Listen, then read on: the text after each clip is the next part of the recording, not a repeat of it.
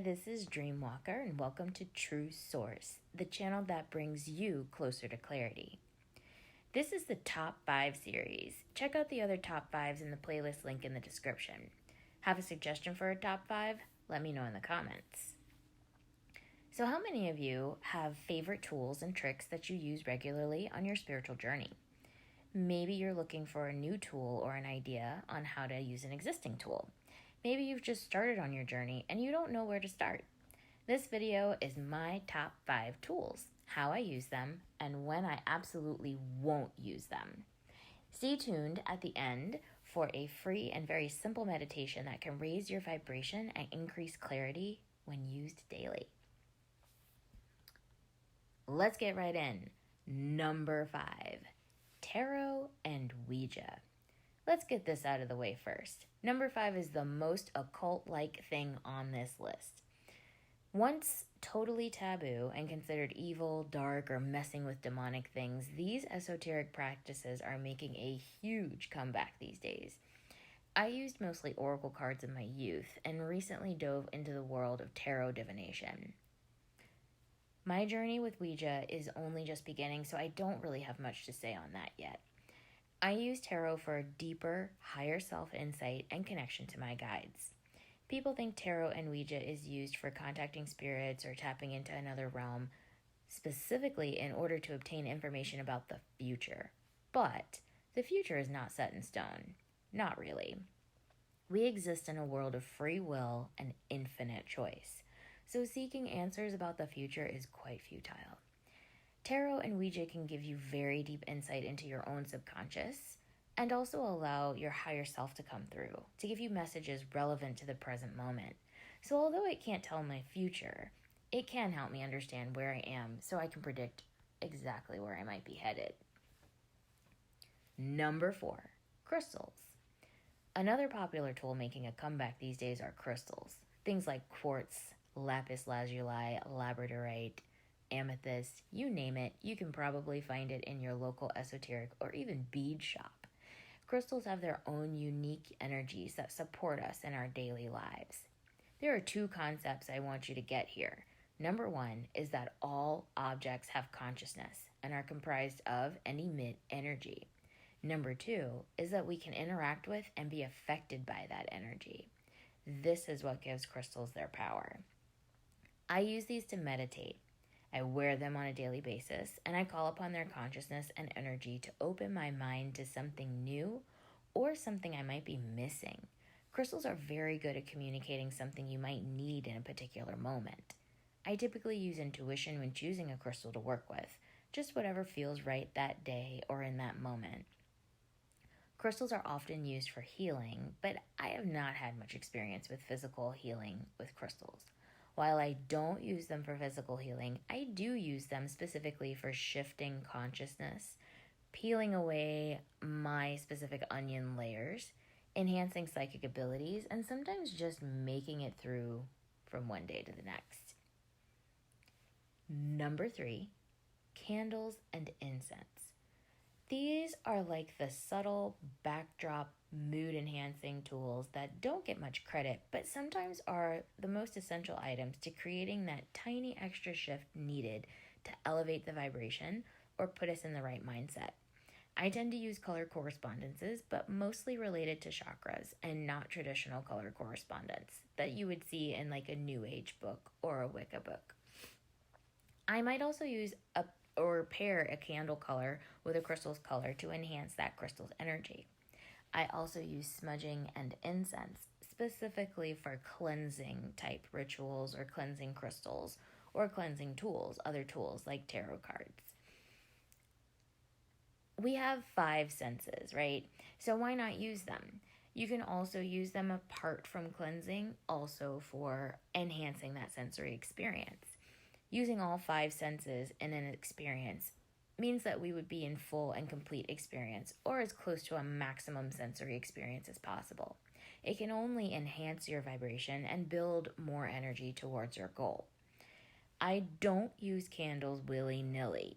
My use of candles and incense is pretty focused and deliberate because I am highly allergic to smoke. Number 2, yoga and meditation. Yoga was sort of the catalyst that began my huge spiritual awakening. This was about 7 to 8 years ago. Yoga is how I met my teacher, who guided me through the first 7 years of my awakening, although I had no idea that that's what it was at the time. Yoga uses movement to unify mind, body, and spirit. The asanas are there to tone and strengthen the body in order for you to be able to sit comfortably in meditation for long, sometimes very long periods of time. But the asanas, introduce the student to thought awareness. Yoga and meditation are basically the same thing. You can think of yoga as the beginner level of meditation, and then level 2 would be sitting for long periods of time, and finally, level 3 is what I call living meditation or walking meditation, where you exist in a meditative state at all times. More on that shortly. I use yoga when I know I need root or sacral chakra balancing to bring me back down to earth after too much psychic or third eye work. I also use various guided meditations that target the chakras to keep mind balanced and clear. I don't use yoga as a way to stay in shape or keep fit, or even to be able to do those super cool things with the body. Those are really just a side effect of the practice.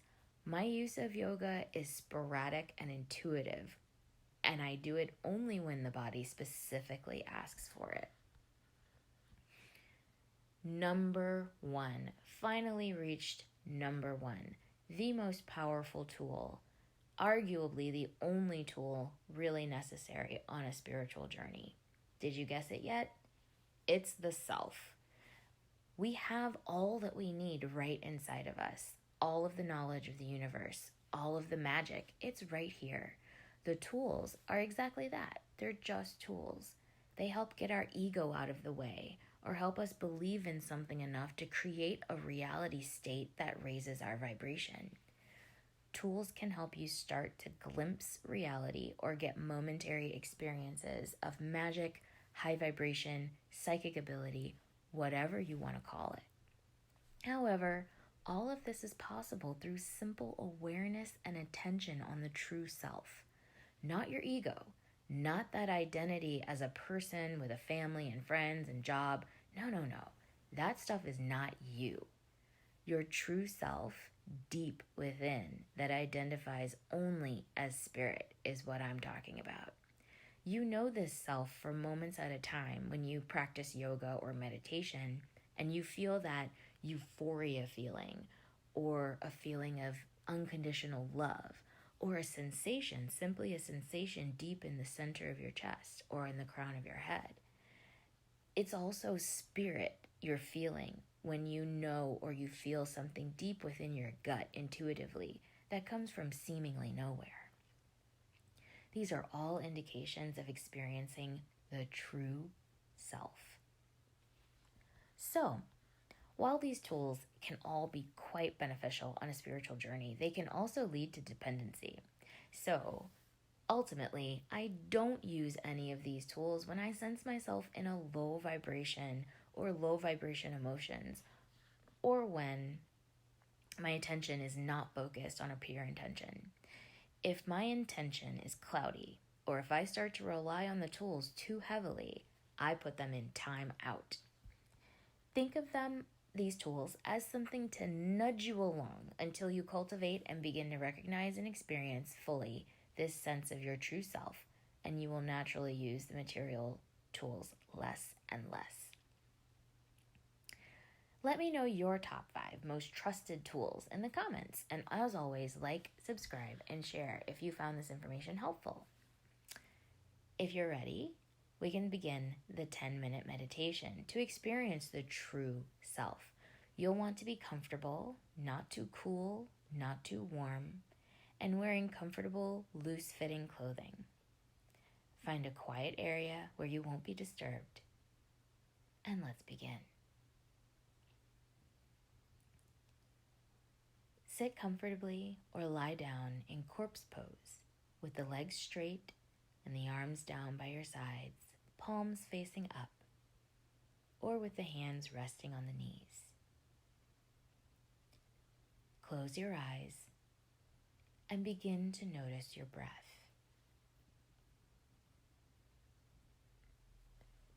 Notice where the breath shows up in the body. In the chest, in the belly,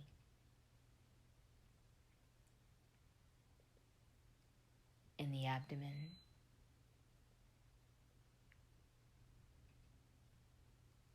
in the throat.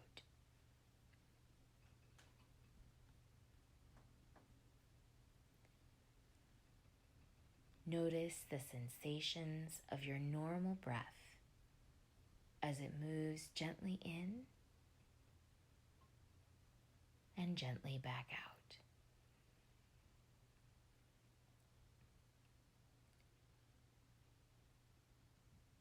As thoughts come up, simply allow them to appear, notice them, and without judgment, allow them to simply float away, bringing your mind back to your breath.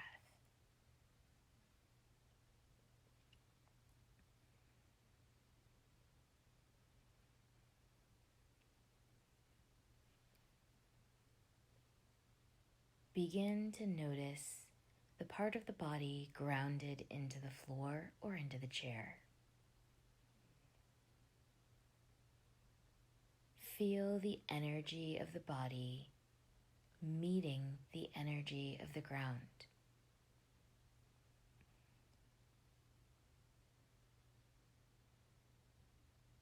Feel the energy of the ground meeting the energy of the body.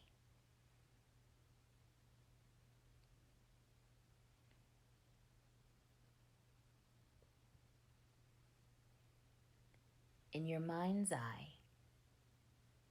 see these energies mingling and intertwining.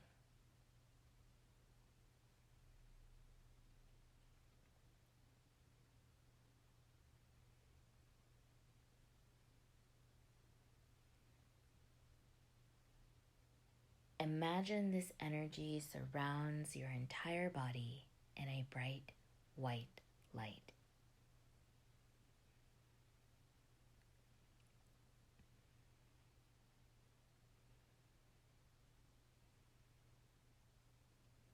Imagine this energy pulses and vibrates, moving in and out of your energetic field.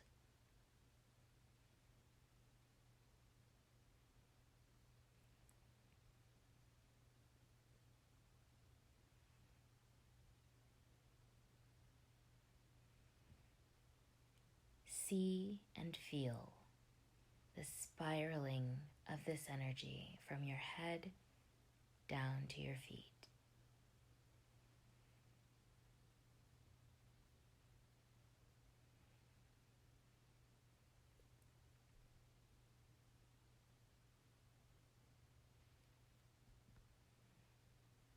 With your mind, begin to move this energy into the center of the body, deep within the chest, behind the breastbone, and near the heart. This is the core of your being, the place of spirit.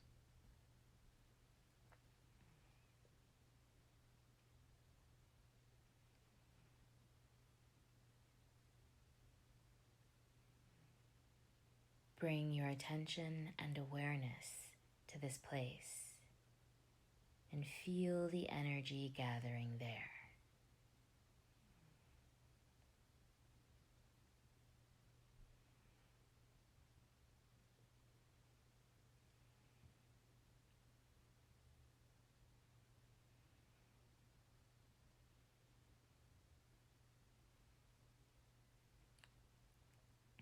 Imagine the energy accumulating and building in this place of spirit.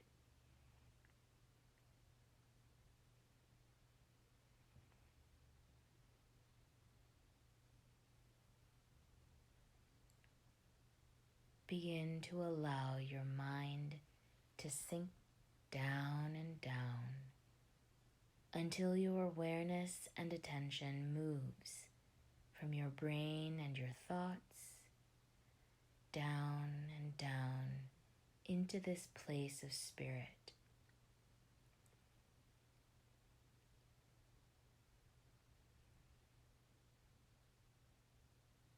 Feel your awareness surrounded in warm, white light, existing at all points in space and time.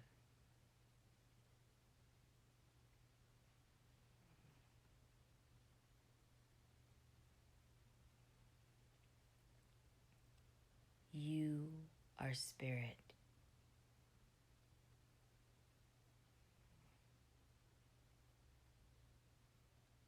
You are unity.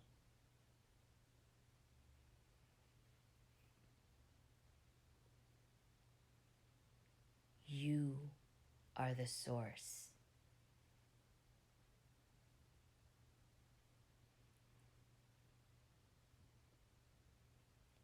You are knowledge.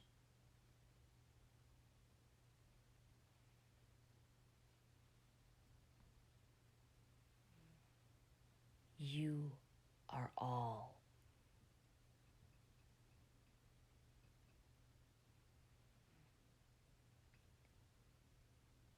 You are one.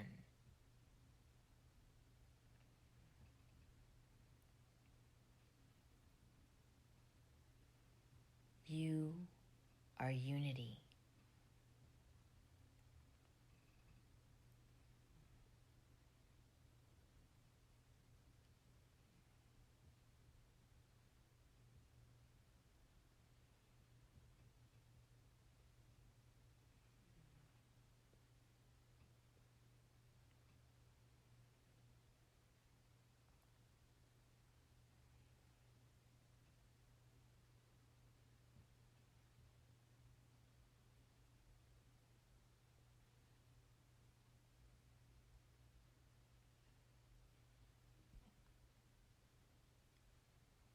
Begin to allow the awareness to rise back to the mind, to the breath.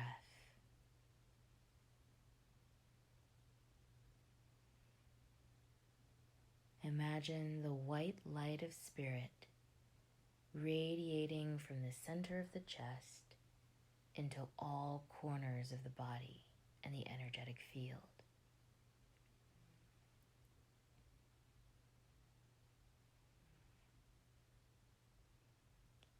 Take 3 long, slow, deep breaths.